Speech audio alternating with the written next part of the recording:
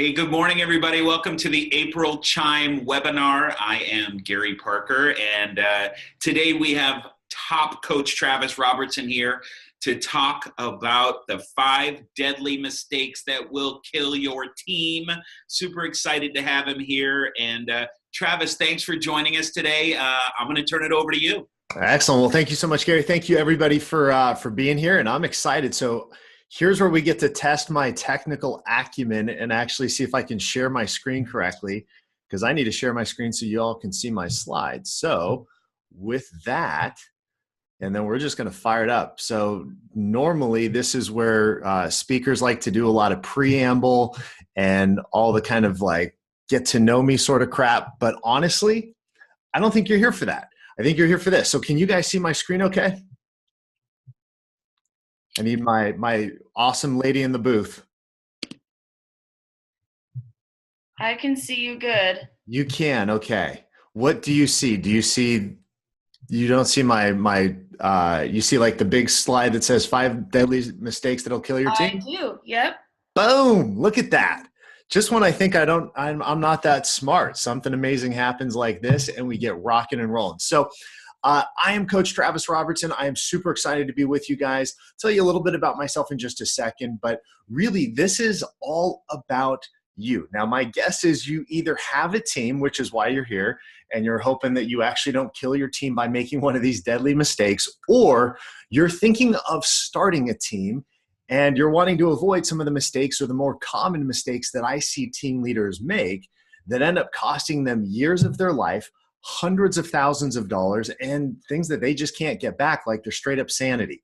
And so we don't want that for you. And so Chime and I, we kind of partnered on this, and we said, what is it that team leaders really need to understand if they want to be successful in building a high performance team and building, teams that aren't just, big income earners at the top level, but that are actually making them the money, net income that they want to make. And so I've had the pleasure with my team of literally working with and coaching with, not tens of thousands, that'd be huge, but thousands of team leaders all over the world in every different market.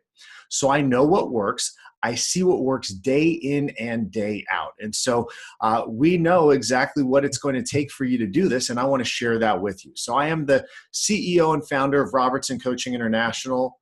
I don't know why that's not popping up correctly, but whatever. Technology, it sucks. I'm here. We're having a great time. I got my bulletproof coffee. I got you. I don't need this crap to work. So I could do this whole thing without slides, but whatever.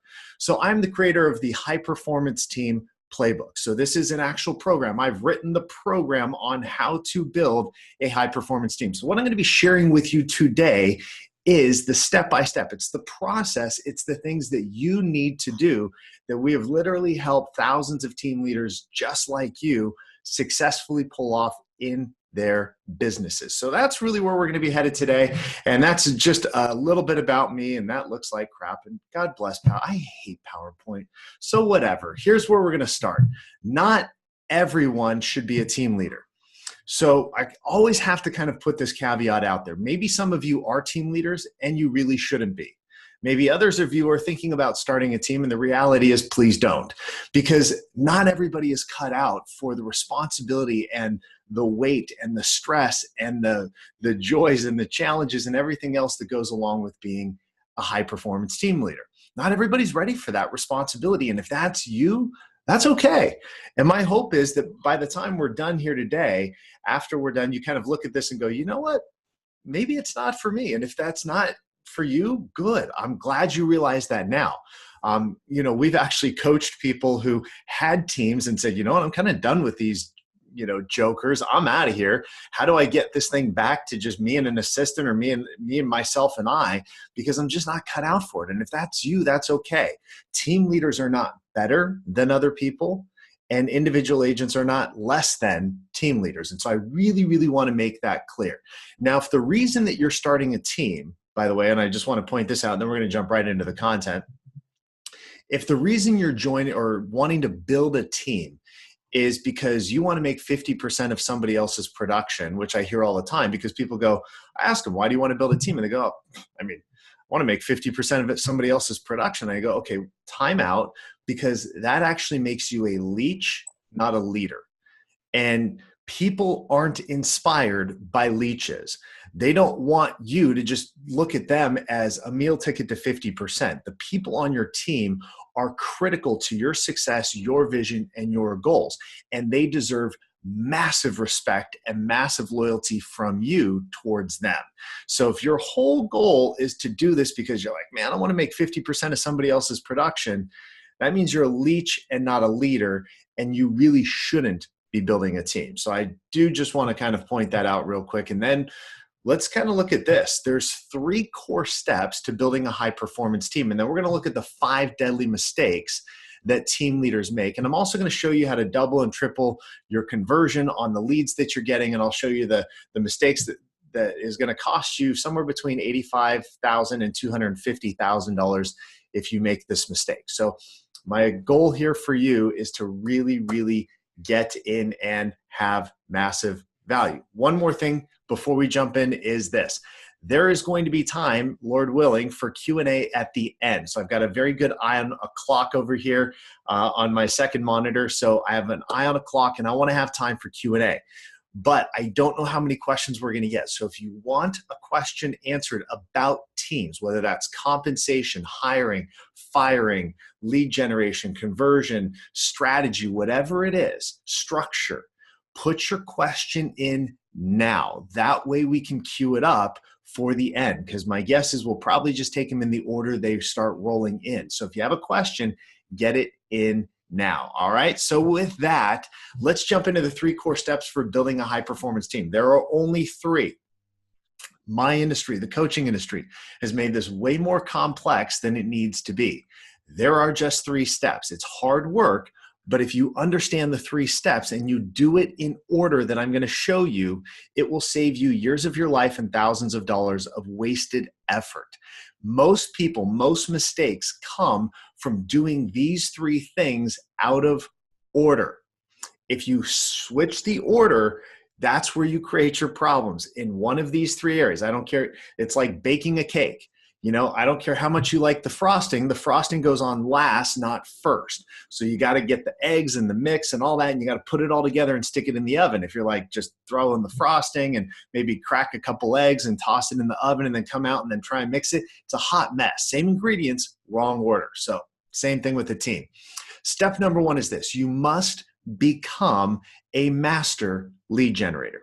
And we're going to spend a lot of time today on lead generation for teams and how to do that effectively. But you must become a master lead generator. If you can't control your lead flow, you are not ready for a team. And I need you to star that, underline it, circle that sucker, put little happy faces next to it, whatever you need to do to let that sink in. If it needs to be on a sticky note. And by the way, that means if you get the vast majority of your business from repeat, referral, or sphere of influence, you are not ready for a team. I know, just slaughtered a sacred cow. So there's so much crap in this industry about how you can build a long-term viable business just on repeat referral. No, you can't. Under most circumstances, for every person you can show me that has a successful business built on just repeat and referral through any market up or down, I can show you thousands who went under in a down market, because repeat and referral is the first bit of business to dry up in a down market, which means you need strategies that you can control so you can throttle it up and throttle it back at will. If you can't do that, you're not ready for a team. So I love repeat and referral. I love sphere of influence like everybody else. But the truth is, if you want to build a long-term viable, successful business and you want to build a high-performance team, you've got to have leads that you're generating. Period. End of story. And we'll talk about that in a little bit. Second step is this. You need to hire an assistant and you need to build out your systems. So your very first hire, did I mention this is your very first hire? Needs to be an assistant, not another agent, not another agent that you're going to partner with. Don't do that crap. We'll talk about that too in just a little bit. You need to hire an assistant, and that person helps you build out systems. This belief or this teaching that's out there that you should build your systems first, then hire an assistant to work your systems is so bass-ackwards. It's ridiculous. Think about it this way. Do you love paperwork? No. In fact, if I were to survey you, like actually, standing in front of you, because I do this all the time, and I were to say, hey, how many of you by show of hands love details and love paperwork? There's always about 5% of the hands that go up because there's 5% of you all that are freaks. The 95% of us that are out there going, no, that's kind of why I hate paperwork and systems and details and all of that. That's why you need an assistant. They are awesome at it. You suck at it. So you hire the assistant, they build out the systems, and then they work the systems, not the other way around. And anybody who is teaching you differently doesn't understand the makeup of the vast majority of this industry. This is why most agents don't actually have systems, because they're not good at it. You'll never carve out the time. You'll never make the time for something that you absolutely hate and are truly not very good at. That's why you need an assistant to do it for you. And besides, if you build a system, let's be honest, somebody who's really good at systems and details is going to walk in and be like, your system blows. I'm going to go ahead and fix this and make this right. And then all of that wasted effort is going to be undone in a matter of weeks. And you're thinking, why didn't I just hire this person from the beginning to do this for me? Great question. Do that. Step number 3 is this. Now you build out your dream team. Now you bring on the agents. Now you bring on, a transaction coordinator and more people to start building out this team that's going to be your high performance team. That's the order. That's the steps. Period. End of story. Do any of these out of order, and that is going to be the source of all of your problems. So with that, what are the 5 deadly mistakes that team leaders make that kill their team, that literally kill their team and or their profit, or both? And how can you avoid them? So let's dive in and let's take a look at it. Mistake number 1 is you personally, as the leader, stop growing. And I always want to start with this, because everything else we talked about is going to be tactical. It's going to be kind of, systems and processes and lead generation and all of that. But the most important thing is you need to figure out, are you continuing to grow? Are you as the leader continuing to grow?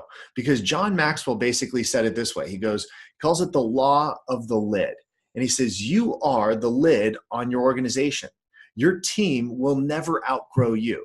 They'll never outperform you. They'll never outwork you. They'll never outcare you. They'll never out anything you. This is your business. And more often than not, when team leaders come to us and they're frustrated with their team and they're like, my team's just not growing, they're idiots and they can't learn anything, and I just want to fire them all and start all over. And if you've ever thought that, the very first place to look is right here. Because more often than not, it's you that stopped growing. Because how can you expect your team to continue to grow if you yourself have put a lid on your own growth?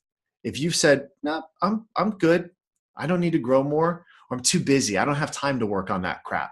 It's all mindset stuff. And I don't need mindset, I need strategy. Look, you can Google the strategy, but you can't Google the mindset. Any question that you have that begins with the word how, like, how do I hire? Google it. Now, most of the advice sucks, but you can still Google it. How do I fire somebody? It's right there. How do I generate leads? It's right there. All of the questions that you think are the most important, the how questions, are all things that can be Googled. The one thing that can't be Googled is who. Who needs to show up in your business at that leadership level to really get your business to the next level? See, I can always tell. The fastest way for me to figure out if a leader has stopped growing is their income is plateaued. So if your income is plateaued, it's because you as a leader aren't continuing to grow. In order for you to make more, you first have to learn more. Remember this: income improvement follows self-improvement. So people go, well, I want to be $1 million team leader. Great. Be $1 million team leader before you make $1 million. Because right now, whatever you have, whatever you're making is the level of leader that you are. So if your team is making $250,000 or $500,000, guess what level leader you are? a $500,000 leader or a $250,000 leader. If you want to become somebody who makes more, if you want to make more, you have to become somebody who's worthy of making more. That's how you continue to grow. So what stops growth? Very simply, ego, fear, and complacency. I'm good. I know everything. Or fear, because as you start to get to the edge of that comfort zone, you freak out. Everything you want in life, I want you to think about this and I want you to write this down because it's not on a slide. Everything that you want in business or in life is found on the outside of your comfort zone. How do I know? Because if it was on the inside, you'd already have it, but it's on the outside. And what happens is we get to the edge of that comfort zone, what kicks up? Fear. And we're like, oh man, I don't know if I'm good enough. I don't know if I'm capable enough. I don't know if I'm smart enough, pretty enough, sexy enough, a good enough leader, whatever it is. And that fear kicks in when we get to the edge of that comfort zone, and all of a sudden we retreat back. See, the reason that you stop growing oftentimes is because that next level of growth requires you to step outside of that comfort zone, and you're good, which means you're complacent. And so if that's you, if you found yourself kind of just phoning it in like, I'm good, here's what you need to remember. Good is the enemy of great. You want great things in your life. Nobody wakes up and goes, Mom, Dad, I think when I grow up, I want to be average. I want to be normal. No, what do we think? We want to be great. We want to do amazing things. We want to impact our world, impact the communities that we serve, impact our kids, impact our families, impact our financial future. But in order to do that, we have to get outside of the realm of good, and we have to constantly be in pursuit of being great at everything that we do. Being great at how we show up, how we lead, how we serve, how we scale, how we do everything along the way. You got to be great. But that continues to stretch your comfort zone. And sometimes it's exhausting. I get that. But if you want to grow, this is what you need to do is you need to work on you first before the business. Number 2 is this. You listen to the wrong people. Oh my gosh, this is so huge. Here are the wrong people. Let me just lay it all out there for you. Wrong person number 1 is the agent down the hall. The agent down the hall is clueless, maybe a wonderful person. But have you ever noticed that the agent down the hall is very, very busy, but not very, very effective? Or the team leader down the hall, who has a team that on the surface looks like it's doing really well. I get the privilege and the pleasure and sometimes the dismay of seeing behind the curtain on these teams. So a lot of times the teams that look good on the surface are dead broke on the back end. Straight up.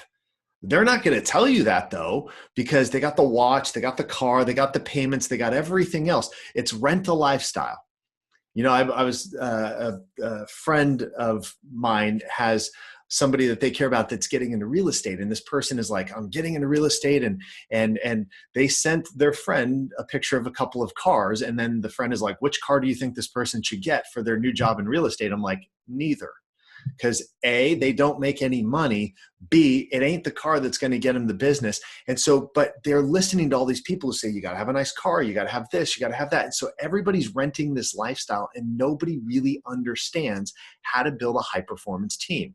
And so when you listen to the agent down the hall, all they can tell you is what they've done, not what you should do. They only have the perspective of one team, their own. And they listen to bad advice who listen to bad advice. And so you end up getting advice like this. Well, I pay my agent 70%, so you should probably do the same thing. Yeah, if you want to go broke, that's what you pay your agents. But if you listen to the wrong people who have the perspective of one team, they don't know what is best practice and how they got lucky with a fluke. So anybody can succeed in spite of best practices. It's called an exception. But my hope is that your goal is not to be the exception to the rule, that you're not setting out going, you know what, my business plan is I'm going to be the exception to the law of averages and the best practices and the law of, just simplicity and common sense. I'm gonna go out there and I'm gonna see if I can pay my agents 99% and win. Look, maybe you can do it, but is that really the best way of thinking through how you're going to start your business? So if you listen to the agent down the hall, you're listening to somebody who's only ever built one team, and they don't know why it worked and why it didn't. They only know what they did, and they can't tell you if it's the best thing for you. Number two is the agent on stage. Please go to conferences. I love conferences. I love events. I love listening to agents on stage, the ones where I know the back end of the business and I know that it's working. It's the other ones. I can't tell you how many times as a coaching company, we literally, here's like the award, they're standing on stage and like, oh, I made $1 million. Oh, this is amazing. And they step off stage and they're like, oh my gosh, how much can I sell this for? Because I have a payment with Chase and they're chasing me for the money. And oh dear God, I need to make payments. And so I wonder if I could sell this for something. Because the team is structured in such a way that they get the awards, but not the actual income. The number of teams that come work with us after they win the $1 million award or the big, chairman's award or this award or that award, and then they go, but I'm broke, is huge. So just because they're on stage doesn't mean they know how to run a profitable business. It means they know how to get that top line. And I can't tell you how many of them do not make the money that you think they make. They'll talk in gross numbers all day long. Oh, we did 1,000 transactions and we did $10 million in gross commission income and blah, blah, blah. And how many people are on your team? Oh, 110. Great. Which means I can pretty much tell you that you're lucky to walk away with 10 to 15% profit margin on that, which means that you made $1 million net if you're lucky, paid taxes on it, and then you're left over going, man, I probably could have found an easier way to make $1 million than hire 110 people and sell 1,000 homes. Just me. Maybe that's you. Maybe that sounds like a phenomenal way to live, but I'd prefer you do something different. So don't listen to them just because they're on stage. Number three, don't listen to Google searches. Please don't. Most of the advice out there is terrible. So don't do that. Number four, coaches who don't specialize in teams. There are a lot of coaches who are jumping on the team bandwagon right now. We've been doing this for 8 years, 7 years, 8 years right now. And we've been working, that's what we specialize in, is teams. That's why we know what works. So don't listen to coaches who are now just shifting because, again, that's not their wheelhouse. They're agent coaches. They're like, oh, let me show you how to door knock. Let me show you how to FISBO. Let me show you how to expire. All that's good stuff. Nothing wrong with that. That's really their wheelhouse. Ours is team. So be careful who you're listening to.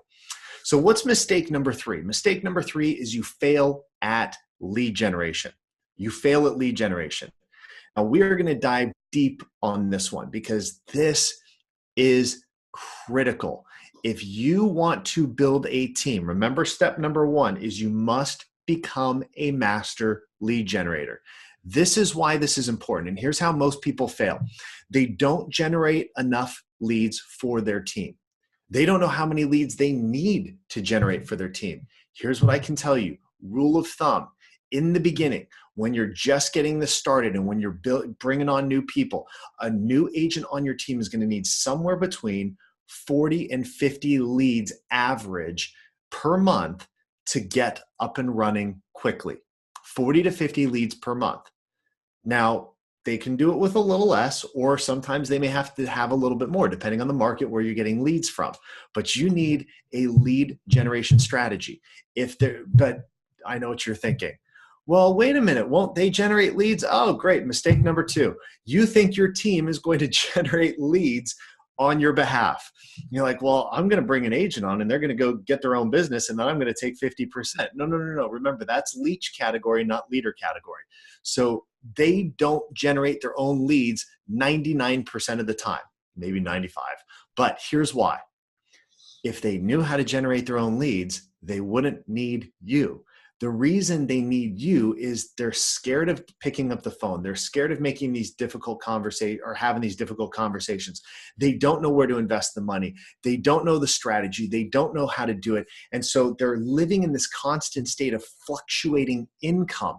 And so one of the primary reasons they join a team is they're like, man, I need to normalize my income. I need to stabilize my income. And the fastest way they can see to do that is if I have a steady set of leads that I get to work and follow a system. I win, somebody else wins, yay. Isn't this amazing? So they are not going to generate their own leads 95% of the time.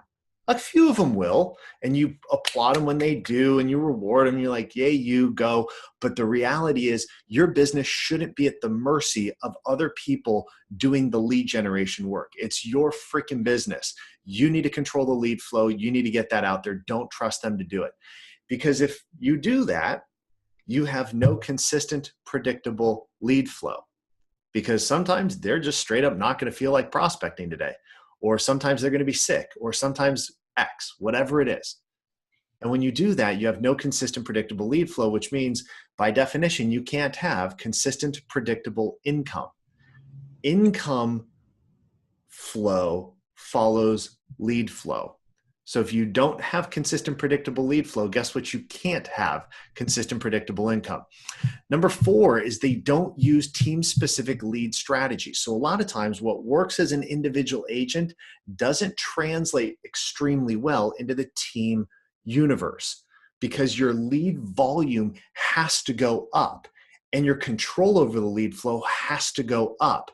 And so if you're relying on some more kind of individual agent strategies, then you can really get stuck. And so we're going to talk about kind of non-individual strategies in just a second. But if you're really looking at it going, how do I scale this up? It's either really expensive or really complex to scale up a strategy. It's not really cut out for teams and you need to evaluate. Number 5, they depend too much on sphere of influence, repeat, and referral. It is my belief that if you have a team, you should not generate more than about, my preference is 60%, but on the high side, 70% of your business from repeat and referral. I prefer 50 to 60%. 50 to 60% of your business, I'm okay with it coming from repeat and referral. But I want 40 to 50% of your business controlled by you. Here's the problem with repeat and referral and sphere of influence. You can't control it. You can't force people to refer you. You can't force people to use you again. You can't force people to mention to their buddy that they know a realtor because the reality is they know 15. And so for you, if you want to control your lead flow, you can influence repeat and referral, but you can't control it. You need strategies that you know that for every dollar I put out, I get X back. For every $10 I put out, I get Y back. When you have that, now you have control. Still leverage repeat referral, sphere of influence, all of that. That's cherry on top. But I want my business in the hands of something that I like throttle up, throttle back as needed. That's why it's so important. And then number 6, they don't have a strategy for conversion. So let's look at that. I want to kind of dive deep on conversion because I told you I was going to give you a strategy for doubling or tripling your conversion overnight. So if you want to double or triple your conversion or your team's conversion overnight, here's what you're going to do. And by the way, we're going to talk about this in the arena of online leads. I believe wholeheartedly that if you are building a team, you need to have online lead generation sources, IDX website. You need to have Facebook ads running, Google ads running. You need to treat this like a freaking business, and you need to have lead flow that's running into these things, whether it's home evaluation or IDX websites or whatever it is, where you're dropping them into a funnel that you are working and your team is working. I am a huge fan of online leads from a variety of sources, even the most hated ones out there. I still believe they can work, but my favorite is an IDX website you control, that you drive the traffic to, and that you've got the process on the back end to support. It's why I believe Chime is such an incredibly powerful platform for anybody who wants to build a team, because they will give you the platform plus help you manage the lead flow. It's a win-win. I mean, honestly, That's why we're such huge fans and partners of Chime. So here's the truth about lead follow-up, though, because everybody's like, oh, online leads suck. No, they don't. Your system sucks. So let me show you this. This is according, by the way, to Zillow. 50% of leads receive no response. Hey, I want some information on a house. Half the time they're like, nobody called me. Isn't that interesting? 44% of agents give up after one attempt. And the average number of attempts agents make before giving up is 1.3, which means that usually half the time nobody's trying. And then the other half of the time they're like, well, I called them and they didn't call me back. Oh, what? You called somebody and they didn't call you back? Oh my gosh, shocker. Stop the presses. I mean, it's amazing because let's be honest, you've never not called a salesperson back on their first attempt, have you? Oh wait, all the time. So you've got to stay on them. You don't know what their situation was when you called. And just because you're hearing these stats, do you need to contact them within the first 5 minutes? Ideally, yes. So what happens is, though, if it's 30 minutes later and the lead comes in, you were in an appointment, and you're like, crap, it's been 30 minutes. Somebody else already got him. Half the time, nobody else has reached out to him. So your best bet is pick up the phone and give them a call, even if it's 30 minutes or an hour or 2 hours later, because everybody else is making the assumption that because I didn't get to them in the first 5 minutes or 10 minutes, somebody else already did. Well, maybe somebody tried, but maybe nobody got a hold of them. And now you call them 2 hours, 3 hours, 6 hours a day later, and you actually get a hold of them. So just because you missed a window that's the ideal window doesn't mean you shouldn't continue to make the attempt. So that'll help your lead conversion right there. But we'll actually get into a real strategy here. So how to convert your leads at 2 to 3 times what you're already doing. You're not going to have to spend a dime more on leads. You're not going to have to spend this is convert the leads you're already getting at 2 to 3x the rate that you're converting them. Here's how you're going to do this. Now, I want to point this out. Some of you are going to have a mild heart attack when I show this to you, so hang tight. I'll explain it in just a second. So here's what's going to happen. We're going to assume that a lead comes in through our Chime website in the morning. So 8 a.m., boom, I'm working along, and somebody fills out a thing and is like, I want information on a property or whatever it is. And it's like, boom, great. Here's what I'm going to do. Lead comes in. The very first thing I'm going to do is I'm going to call them, assume they don't pick up, I'll leave a voicemail. Then what I'm going to do is I'm going to shoot them a text message and I'm going to send a video email. That's what I'm going to do in the morning. How many touches is that? 3. Then what I'm going to do is, assuming they don't call me back, because let's be honest, they're probably not going to call you back. It's still day 1. It's the afternoon. I'm going to give them a shot before the end of the day, call them again, leave them a voicemail. Here's the question that comes up. Should I always leave a voicemail? Heck yes, you should always leave a voicemail. What are you, a prank caller? You're not 16 calling a girl that you like. Suck up, man up, and leave a voicemail, or woman up and leave a voicemail. This is business, not you prank calling and breathing into the phone for that hot 16-year-old girl that you like, all right? So grow up. So day 2, here's what's going to happen in the morning. I'm going to call, leave a voicemail, shoot them a text. Then day 3 or day 2 in the afternoon. See, right now, some of you are like having a mild panic attack. Hang tight. We'll get there. Day 2 in the afternoon, you're going to call plus leave a voicemail. Again, it's like hyperventilating. I get it. Day 3, I'm going to call, leave a voicemail. Shocker. Send another video email. And then day 4 or day 3 in the afternoon, shoot them a text. So right here, we have 1, 2, 3, 4, 5, 6, 7, 8, 9, 10 touches in 3 days. Why is this important? Because most sales happen after the 10th, after the 8th touch, but I actually believe it's closer to the 10th touch now. So heck, why not just get to 10 touches in 3 days? Now, what you're thinking right now is this. No. That's what you're thinking. You're thinking, screw you, not going to do it. And I get it. But here's what I can tell you. Look at this beautiful plan right here.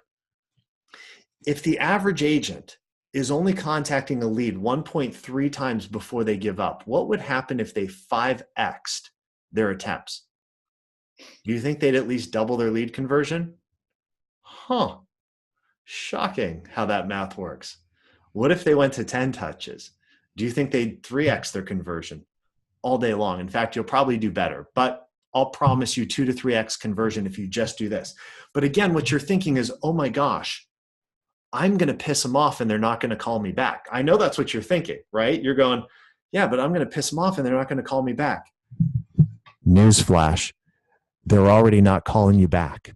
You may as well try pissing them off till they do. Now, only mildly kidding, sort of. You're not going to piss them off. If you know how to have a real, this is what we call sales, people. You're all in sales. So here's what this looks like. If I call and I leave a voicemail, here's what this is going to sound like. Hey, this is Travis Robertson with Robertson Realty.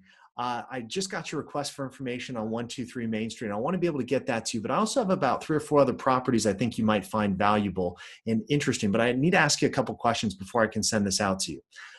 Here's the best time, here's a number to call me back on. I'll also shoot you a text and an email in case that's an easier way to connect. Boom, send a text. What does the text say? Got your information, want to talk, got some questions. What does your video email say? The exact same thing that your voicemail said, but I try it here. I'll try you one more time before the end of the day and see if that's maybe a better time for you. So now I call them in the afternoon. Hey, it's Travis with Robertson Realty again. Wanted to try you one more time before the end of the day. I'll be around for about another hour, and then I'll be stepping into an appointment with my kids or family or whatever. Be stepping into an appointment. So if I don't catch you tonight, I'll try you again in the morning, see if I can catch you before you head off to work. And then I just keep the process going. So I make a promise, I follow up. I make a promise, I follow up. Commitment, consistency. And by doing that, I implant in them that if I say something, I mean it, I'll do it. So just pick up the phone and talk to me because I'm coming at you. But I'm not doing it from, I'm going to pester you and annoy you. It's always from the place of, I'm here to serve you. And if I don't follow up with you, you're going to end up with some jackhole who's an idiot and who's going to blow your real estate deal and it's going to fall out of escrow. And you're going to be pissed and you're going to lose money because they don't know how to negotiate. So I'm doing you a service by continuing to follow up and try and bring you value and serve you. That's how you win. If that makes sense, please do me a favor. Type into the chat, yes, that makes sense. I also see we've got some questions rolling in, so this is good. So just real quick, get your questions in, you guys. Make sure you're getting your questions in because we are going to have time for questions we are going to have time. This is amazing. So what I want to do, though, is before we kind of step up, while I'm waiting for the yeses to kind of roll in here, where's my little chat? There's chat. There we go. Yes, it's making sense. I'm seeing the chats rolling. So if it's making sense, if this is all kind of like, whew, got it, hit yes. Let me know you're on board. And if you're committed to doing this, say, I'm committed. This is amazing. Lisa, see you, Elizabeth, Jesse, Candace. I see all of you guys. Thank you. So here's some free gifts. Some things I want to do for you as my way of saying thank you. Number one, I'm going to give you access to a private Facebook group that we've created that's invite only for team leaders. If you want access to that, we're going to give that to you. We also have weekly free training for team leaders on how to become a better team leader, scale up your business, all of that. I want to give that to you as well. And here's the cool thing. I'm going to get on the phone with a limited number of people. I only have so much time, but I thought, you know what? Let's talk. I like to get on the phone with you one-on-one to hear about your business, see what's going on, where you're at, where you're going, and ultimately see if we can help you. And if we can, I'll let you know. And if not, I'll still give you some advice and some things you can do to get your business and team really up and running and cranking along. So if you want to take advantage of that, go to travisrobertson.com/Chime. And I believe Chime's got a pretty cool offer for you guys here as we get underway a little later in the presentation. So with that, let's keep this rolling. Mistake number 4 is a poor hiring process, poor team structure, and poor compensation model. So this right here is why most teams actually don't make money. It's one of these 3 or a combination of all of them. So let me kind of walk you through them. Here's how most people hire. Quick, fog this baby up. Welcome aboard. I needed somebody 3 weeks ago, so I'll hire somebody in 3 hours. Because what could possibly go wrong? Everything. How does it go wrong? Well, according to Forbes, every bad hire you make is going to cost you somewhere between $85,000 and $250,000. Now, I know what you're thinking, but I wasn't going to pay him that much. Doesn't matter. It's lost time, lost sales, lost opportunity, stress, headache, lost sleep, plus the lost income of getting them going, plus the time it takes to then go rehire somebody, retrain somebody, get them up and running, and all of that time costs you money. A bad hire will easily cost you 10 deals. And for most of you, that's $85,000 right there. 10 deals, 12 deals, because of time that's just sucked dry, or maybe a damaged reputation or a lost deal, a lost sale. So having the right hiring process is critical to your actual success and your ability to win. Bulletproof coffee break. So you need a process. What does your process need to be? You need a process that, number one, will force you to slow down your hiring. You need to slow down your hiring. You're hiring way too fast, and you're not running people through a gauntlet because you don't even know how to hire. You don't know the interview questions. You don't know anything else. You need a process that actually screens for the right people and weeds out all the crazy people and the lazy people. Number three, you need proven interview questions and profiling strategies to make sure that you're putting the right people in the right seat on the bus. Thank you, Jim Collins, for pointing that obvious one out to the rest of us. But you need the right people in the right seat on the bus. And because otherwise they could be a great person, but in the wrong seat, and they're not going to win. And we see this happen all the time. People come to us and they're like, oh my gosh, here's my team. What's wrong with it? I'm like, well, why did you hire this person for that position? Oh my gosh, she's just so nice. I mean, I really like her and she's super smart. And yeah, and she's totally unqualified for what you hired her for. She needs to be over here or off the team. Oh, well, yeah, she really is terrible at that. Okay, great. Why'd you hire this person? Well, he's like me. I mean, he just reminds me of me, and he's a go-getter, and da-da-da-da, and he wants to build his own team, doesn't he? And you're having trouble actually getting him to do what you want him to do, aren't you? Yeah, I am. And he's kind of fighting for control of the team, right? Because you hired the wrong person. So you've got to have a process that weeds people out with proven questions, screening, profiling, all of that stuff. Number four, you need a process that protects your time so you can continue building the business. Most people hire fast, partially because they just don't feel like they have the time to hire slowly. Like, oh, it just takes too long. I'm going to trust my gut. Well, your gut's drunk. So don't listen to your gut. Don't hire on your gut. Here's why this is so critical. You're in sales. I'm in sales, which means we're really good at what? Rapport building and selling. So here's how most of your interviews go. And this is why you struggle with hiring. So they sit down and you've got your questions. You're like ready to go. And you're like, okay, let's dig in. Tell me why you joined the real estate industry. And they're like, oh my gosh, I love people and I love houses and I just want to help people. And I decided to get my license because of this, this, and this. And here's what you do, because you're a rapport builder and you're a salesperson and you're so used to just building rapport that you jump on the first thing somebody says and you go, oh my gosh, me too. I got into this business because I love houses and I love people too. And here I am 15 years later. And I remember the first time I was doing this, and you're going to have those stories too. And then you just go on and you tell your story and you just talk and talk and talk and talk and talk and talk. And you sell and you sell and you sell and you sell. And they're sitting there going, wow, this is amazing. And all of a sudden they're like, when can I start? And you're like, oh my gosh, somebody wants to work for me. You can start tomorrow. Come on in. And you know nothing about this person. That's how you hire.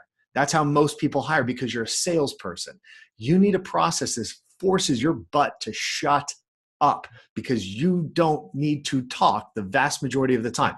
2 ears, 1 mouth. You need to talk they need to talk 90% of the time. You need to talk 10% of the time. That's how that's structured. Number 5, it needs to give you the freedom to fire quickly when crazy or lazy slips through the cracks. Look, no matter how good your process, sometimes people are going to get in that are just not the right people. So you need to know how to get them out of there as quickly as possible. But the right process, when they get through, you're like, man, crazy slipped through. Lazy they interviewed really, really well. It happens. And that's why we do multiple rounds of interviews and all of that. But it happens, crazy gets through, and then you identify and you get them out the door as quickly as possible. Then you also need the right structure. Now, there are 2 primary models that are the most common team structures in real estate. The 2 most common. One of them is the worst model known to man. The other one is the one that I recommend. So what is the worst model known to man? Partnerships. Partnerships look like this. Hey, you're a good agent. I'm a good agent. Let's work together. What could go wrong? Everything. Because here's how that should sound. Hey, I'm a tornado looking for a place to land. You're a tornado looking for a place to land. We should work together. What could go wrong? Everything. Instead, you want to realize that partnerships, Dave Ramsey, I believe, said it best. He goes, partnerships, and I don't know if he's quoting it from somebody else. He said, partnerships are the only ship that won't sail. It's the only ship that won't sail.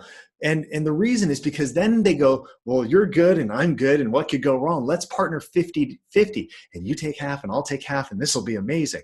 Until one of you realizes that you don't like or agree with the other person. And now, because it's 50-50, there's no way to move forward. There's nobody who's in control. There's nobody who can push the business forward when you disagree, not if you disagree. And so then it's a nasty divorce and it's a hot mess and there's no legal structure. Nobody really knows how to get out of it. Now you're trying to figure out what to do with the kids, the poor clients. And now you're trying to figure out what to do with the team members and the advertising and the marketing and the database. And it's like, no, that was my client. No, I knew them too. And now it's just a hot mess. And you go to your broker, and this is why your broker hates teams, because they just have to deal with the divorces all the time. And they're like, why do people do this? Partnerships are a terrible, terrible model.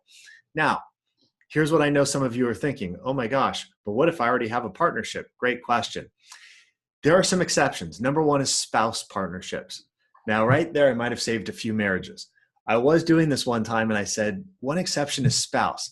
And a lady in the audience, no joke, goes, oh man. I was like, what, you were hoping you were going to be able to fire him? She goes, I can't stand having him in the business. I'm like, please tell me he's not sitting in the audience. She goes, no, I left him at home. So spouse partnerships are an exception sometimes, but sometimes y'all shouldn't be working together. Number two, parent-child, mother-son, mother-daughter, father-son, all that. I'm okay with parent-child partnerships so long as parents, you recognize that you are not the future of your business. Your kids are. And if you want to hopefully retire and pass the business on to them, you need to start letting go of control and creating a clear plan for them to assume the CEO role of that business. Number three is purchase transition. So if you're buying a business or selling your business and there's kind of a transition buyout partnership, I'm okay with that. So if you already have a partnership and you don't meet one of those criteria, what do? Well, very simply, I want you to build it like the CEO model. And we don't have time to get into everything today, but there are ways of making it work. And it comes by you two sitting down and really putting things in place that you should have put in place at the beginning. Have the difficult conversations now while you still like each other, because statistically, it's going to fall apart if you don't do those things where you sit down and you put the paperwork together, you figure out buyouts, you figure out what happens if there, you need performance clauses. What happens if one person gets sick or stops performing because they don't want to keep growing and the other one does? How do you get out of the partnership? Is there a buyout? If so, how do you structure that? So there's a lot that has to be figured out. We don't have time to get into it. But the very simple thing to do is run it like the second model, which is the best model, which is the CEO model. The CEO model is very simply this. There's a CEO and everybody else. And it's running it like an actual business that is a publicly traded organization. So think like a publicly traded organization for a second. At the top is you, the CEO team leader, and you start building different teams and different processes and different systems and different support at every level underneath you. And now what you don't have are power struggles. You don't have questions about who owns what and who doesn't own what. You don't have to worry about buyouts. It's an easier model to scale. It's an easier model to sell. Your net income is higher under a CEO model than a partnership model. You're going to make more money and you're going to have more time. See, people start a partnership because they're like, well, I want to be able to take more time off. I want to share the load. I want to be able to, not have to work every night and every weekend and have somebody else that can go on a showing for me or help me out. Guess what a team does?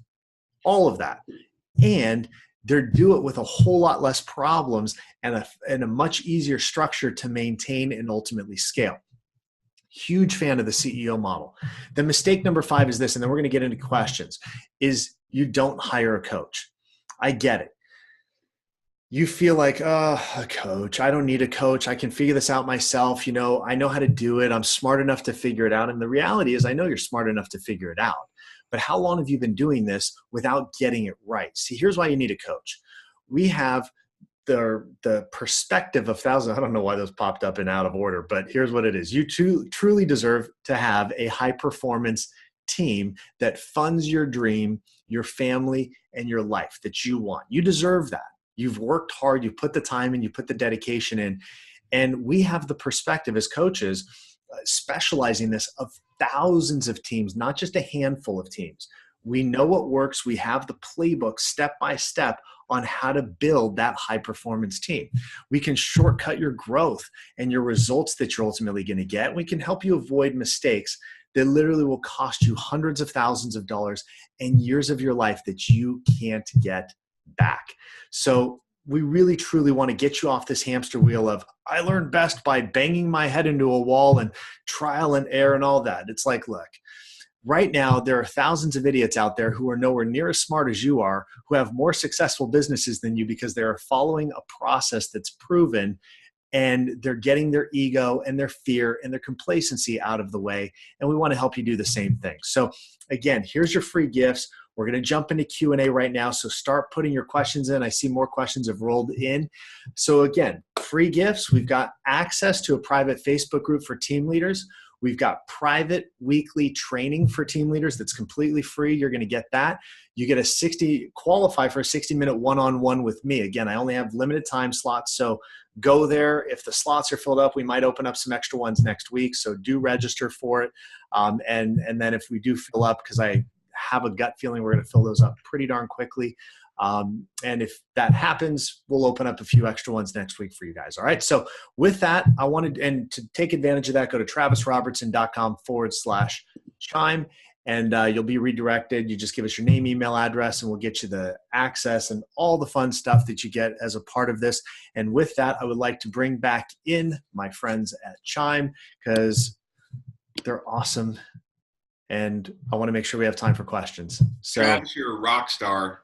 Thank you very much for joining us today. I was looking forward to this for a couple of weeks now, and that's some good information. I think everybody feels like they're supposed to be the expert in everything, and realizing where your strengths are and where to go to find the help that you need is so important. So thank you again, Travis. Thank you. And Gary, it's been an honor to be with you guys as always. And so do you have an offer that you guys are doing today? We do have an offer, and basically it encompasses a lot of the things you talked about at the beginning of the call in regards to the importance of lead generation.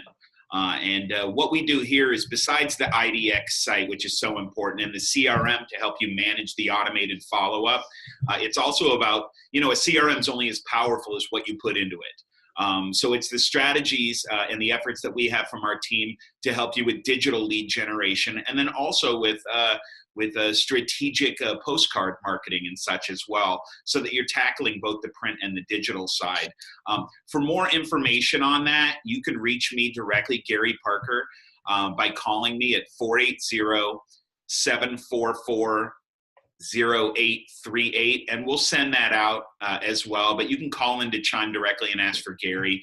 But I wanted to kind of get into some of the questions that we had. One of the first ones, and it does pertain to Chime, is somebody asked me if they got assistance in getting their Chime set up. So the quick answer to that, before we jump into the other specific stuff, is that yes, of course, everybody who comes on is onboarded. We have webinars to help train you how to use the system. We have an amazing CSM team that you can call at any time to find out how to utilize this system appropriately. And again, if you're not already a Chime client, I'd be glad to walk you through a personal demo of the system, answer any questions that you have, and see if it's a good fit or not. Either way, we part as friends. One of the questions that you got, Travis, was somebody asking let me see here. The questions have sunk down. Somebody asked, Elizabeth asked, what about using a service like Agentology? What's your understanding of that? Well, here's what I would say is it depends on where you're at in your business. So without knowing more about the specifics of your situation in your business, I don't want to just give a blanket like go for it or don't go for it. It's one of those things that it depends on the stage you're at. It depends on your lead flow. It depends on your budget. It depends on the size of your team, what you're currently doing. So there's a lot of, you know, is agentology a good service? Yeah, I think it's a good service. Is it right for everybody at every stage? No, it's not. And it's like anything else. It's really specific based on your business. So that's something without knowing further. And so again, if you do want to get on the phone with me one-on-one, you can do that. There's that opportunity to take advantage of that. And then I can dig in a little bit more and kind of get a better handle on what's really going on with your business. So that's something that we could do if you want to do that. And then actually, I got a question that came in through Facebook. So do you mind if I handle that real quick, Gary? Yeah, absolutely. So somebody asked, and I'm not going to mention the other partner, or I'm not going to mention the other company, but somebody asked about the difference, like why Chime over some of the other platforms that are out there, and why I believe that it's the best platform out there for people who are wanting to build a team. And so it like Gary said, it's not just the IDX website. There's a lot of companies that do IDX websites. It's not just the CRM platform on the back end. There are a lot of companies, like seriously, the very first question I had when I sat down with Chime, when they called me probably 2 years ago, I think, when you guys called me. So something like that. And they said, hey, we want to show you this platform. I'm like, honestly, the industry doesn't need another CRM platform. Honestly, it really doesn't need another CRM platform. And so many of these companies coming out, it's like IDX CRM. But here's where Chime was so different, and why so many of our clients are actually making the switch over there is because of the tracking and the reporting. And this is critical. It's what happens once they're in the system. Anybody who runs a team is going to tell you this. The hardest thing to get your agents to do is log their freaking activity. So you've got all of this money that you're spending on lead generation, on systems, on everything else, and you log in to look at the reports, and it's like, do we really only send 3 emails this month? Did we really only make 2 calls? Like, we had hundreds of leads come in. What happened? Oh, I called him from my cell phone. Oh, you know what? I was out in the field and I forgot to log it, or I forgot this. And you don't know who's really doing what. And so you spend the vast majority of your time like writing them, like log your stuff, log your stuff, log your stuff, log your stuff. And now you just feel like an overpaid babysitter. And the thing about Chime is when you invest in the platform and you get the numbers and you get everything else, which I always recommend you do. Oh, but it's so expensive. How expensive is it to waste thousands of dollars in leads?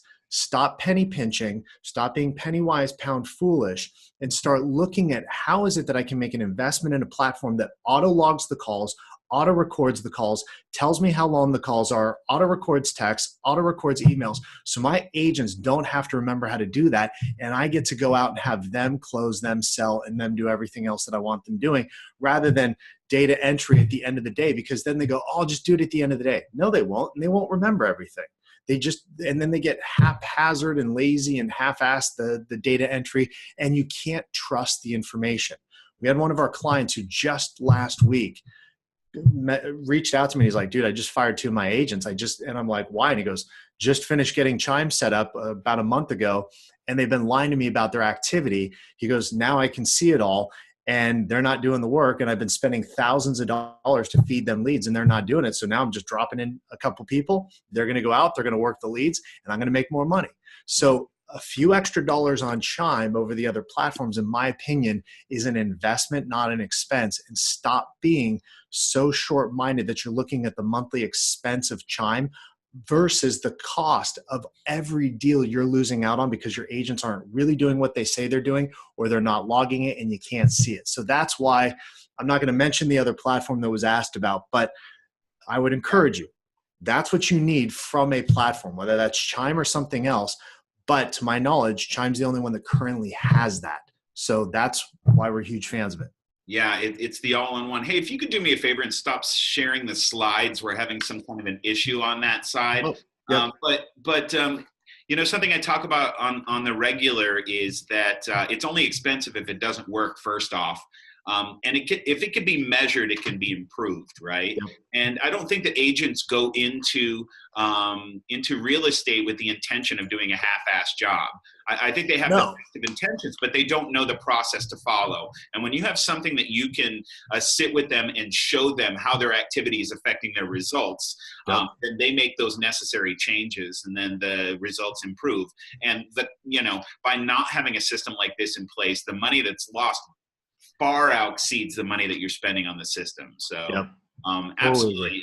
I had another question from somebody who said they felt like when they're interviewing for a new agent, they feel like the majority of their time they're trying to sell themselves as to why you should work for me, as opposed to the vetting process of why I feel like you would be a good fit for my organization. How do you balance the two? So here's what I always tell people to do and that's a great question. If you want to have, number one, multiple rounds of interviews. So we always recommend at least 3 rounds of interviews, Now people always go, oh my gosh, I don't have time to wait that long. You've survived this long. Wait until you hire somebody who sucks and see how much time you now feel like you need to get back. So a little extra, you can do my entire interview process, which is like 10 or 11 steps, in 2 weeks, week and a half if you really push it. So it's not like I'm asking you to wait 6 months to hire somebody, just do multiple rounds of interviews. So the first thing you want to do is you want to break down the length of each interview. So we recommend a 15-minute interview, and then a 60-minute phone interview, and then potentially a 60-minute in-person interview, and then maybe another one after that. So it just depends on what you're hiring for and the importance of that position. But at each interview, I know how long it is. So if it's a 15-minute interview, which I strongly recommend you guys do a 15-minute phone interview for the very first interview. Here's why.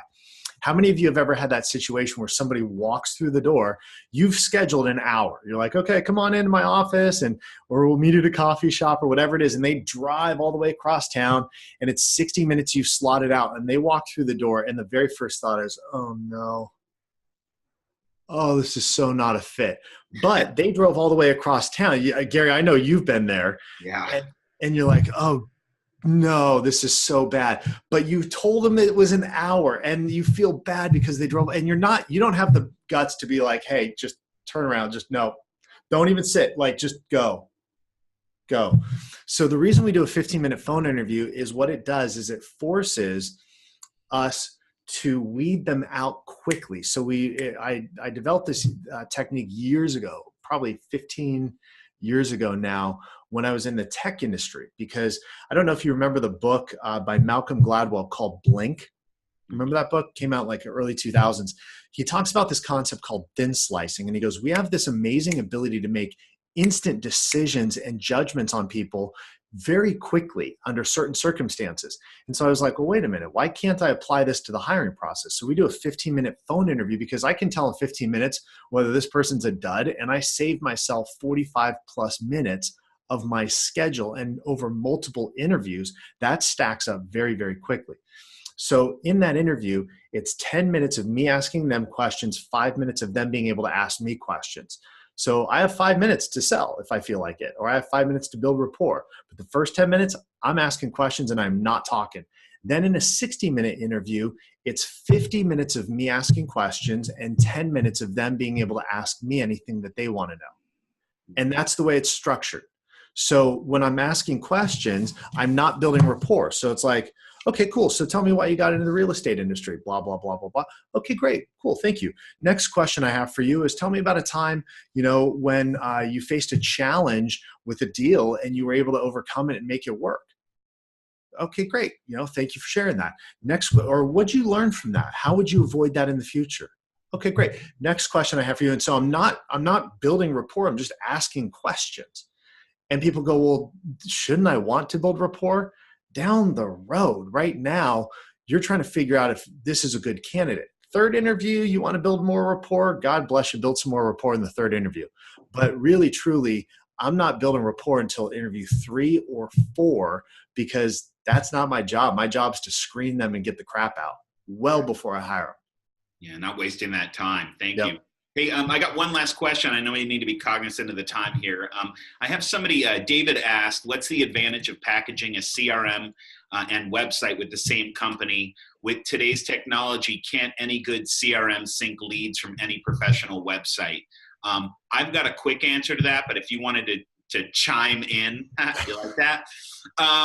Well, there are two reasons why you'd want to use a CRM that is with the website of the same company. The first one being strategic and the other one being technical. The technical reason is because if you're plugging two in through, say, an API, and at any point either group decides to change their API, it can cause a break in the two, and then you're not getting the information synced over. And if you're not made aware of it by the company that's provided that sync, then a lot of times you're not getting that new information. You're not getting the new house that's on the market, or there's a delay in that. And as you know, in real estate, any delay means that 10 other agents have already talked to them and your chances of winning the cat fight are lower. So that's a technical reason. The strategic reason is on the Chime side specifically, if you have the Chime IDX combined with the Chime CRM, if somebody goes in and they're looking for a 4-bedroom, 2-bath house in Poughkeepsie, for example, and a new home meets the same criteria from the search that they were doing previously, it automatically sends an email to that client letting them know that something else is on the market they might be interested in. Plus, it automatically notifies your team or agent that Joe Smith just looked at another property when they come back to the website. So it includes lead scoring and such. So it really allows you to follow up with the right people at the right time about the right things. I think that's a big benefit to that. I don't know if you have anything else to. Well, that's actually my biggest point for anybody who's doing this, is that the data that you lose access to when you split the systems is huge. So background in technology and marketing and all of that. And I can tell you that knowing who's doing what on your website and having that communicate back to your database platform is critical. And so when you split the two, your website will send you lead data, assuming the APIs don't break. And a lot of people go, oh, I use Zapier. Yeah, we've used Zapier too for different things, but I can tell you it ain't 100%. And so you really want to have fail-safe systems in place for Zaps or for anything else. I love Zapier. I've been a beta tester on their platform for years. But the data that, apart from just the lead data, you lose the activity data on the website to be able to log into your system and be like, who do I need to call today? Who's been active? What's been going on? What are they doing? And then tie that into automation on the back end and reminders and reporting. Again, you're investing the money in the leads. You can't, let me just say it this way. You can't build $1 million team on a $20 a month CRM. It's just not going to happen. You know, it's like saying, you know, I want to race in an Indianapolis 500 in a Prius. It ain't going to happen. It's like, a Prius is a good car, nothing wrong with it, except it's the wrong usage of the platform. So you want a platform that's built for high performance teams. If you want a high performance team, if you're happy with a Prius, God bless you, buy a Prius and stay a solo agent. Nothing wrong with that. Small footprint. Yeah. I mean, it's there, but the minute you get into leading and managing people, and you need that accountability, and you need the metrics, and you need the speed, and you need the insight, and you need the accountability, you're not going to do that on a $20 a month CRM platform, or a free one, or even sometimes the $100 a month platforms. It's an investment, but it's not a cost. It's an investment, because what you will make back on the backside is multiple fold. So to me, again, you're not gonna race the Indy 500 in a Prius, and you're not gonna build $1 million team on a $20 a month CRM platform. It's just all right. So if anybody out there hasn't already taken Travis up on the consultation and everything else that he's offering, there's only two reasons. One, you're already doing it. Or two, you're not in real estate and you accidentally came upon this thinking it was something completely different. Because he is amazing. He knows his business. And I promise you, like I said at the beginning, you don't have to be an expert on everything, but you have to know where to go to get that information. Yep. And this is where you go if you're trying to create a successful team. I promise you. Travis, amazing. Thank you so much for your time. We really look forward to working with you in the future. And I just, real quick, I want to throw out that we're looking forward to seeing you at Inman in July. Yep. Inman in July, we're going to do some stuff there. Absolutely. And I'm going to be leading going to be leading the team track. So I'll actually be moderating the team track, and then I'll be in the coaches track doing some stuff on team building. And then I'm going to be with you doing some stuff on team building. So it's going to be a lot of team stuff that I'll be doing at Inman in July with you guys. And so guys, make sure you're there. Make sure you check it out and make sure you hit the Chime sessions because they always bring great speakers. Actually, some of our clients are going to be up on stage with you guys, I think, too, doing some sessions. I think so. Yes. It's going to be a good time. So it's going to be great. Be there. Thank you again, and everybody else who stayed on late. We appreciate it. We're sorry we went a little bit over, but when you have gold, you share it with the masses. Hey, thank you, Gary. Thank you to the entire Chime team, and thank you all for being here and joining us. Had a blast. Thanks, guys.